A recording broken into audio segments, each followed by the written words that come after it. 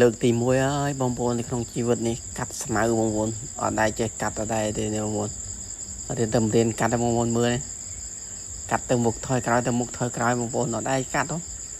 ដល់ពេលកាត់ម្ដងយើងស្គងដែរហ្នឹងតែចេះធ្វើមិនយើងចេះតែត្រូវរៀនកាត់ទៅព្រោះស្មៅវាច្រើនហើយយើងចឹងតែយើងមិនកាត់មានអ្នកណាកាត់ហើយចឹងយើងតែយើងកាត់ខ្លួនឯងហើយរៀននេះបងប្អូនមើលតាណាដឹងបងប្អូនកាន់ម៉ាស៊ីនកាត់ស្មៅដូចអត់តំណងទេបងប្អូនហើយទៅទៅហាក់ក្បាលពោះទៅយើងធំទៅបងប្អូនដល់ពេលកាន់ដូចអត់តំណងទេបងប្អូនទៅមកនេះគវីទៅគវីមកណាមើលបងប្អូនមើលនេះហើយប្រពន្ធអ្នកប្រពន្ធគេថតឲ្យថតទៅថតមកត្រឡប់ត្រឡិនពេញហ្នឹងហើយអ្នកថតមើលដឹងតាណាទៅណៃនេះទេបើឲ្យថតឲ្យលេងថតចេះឲ្យមើលដាក់ប្រឈោផងប្តេកផងប្រឈោផងប្តេកផងដល់ពេលចប់បដដល់ពេលចឹងអាអ្នកកាត់ក៏អស់អារម្មណ៍កាត់ដែរកាត់ស្មៅមើលឲ្យថតឲ្យដល់ពេលហើយថតឈោផងប្តេកផងឈោផងប្តេកផងមើលនេះមុំរកន្លែងដាក់ទូរស័ព្ទបាននេះមុំថតបានហ្នឹងចប់បាត់ហើយអាអ្នកកាត់ស្មៅអស់អារម្មណ៍កាត់បាត់ហើយ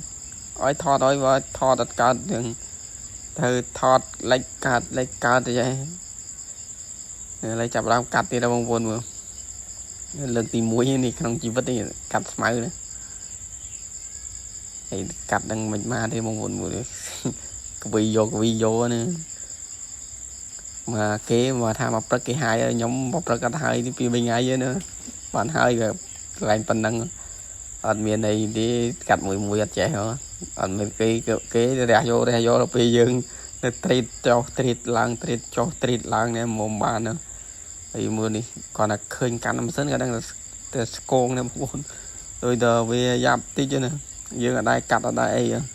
ដល់ពេលមកប៉ះកាត់ស្មៅម្ដងវេទនាដែរហ្នឹងលើកទី1អញ្ចឹងមិនថាហ្នឹងយើងអត់ចេះធ្វើអីក៏យើងពិបាកដែរតែយើងចេះអញ្ចឹងតើរៀនកាត់ឲ្យទៅបងប្អូន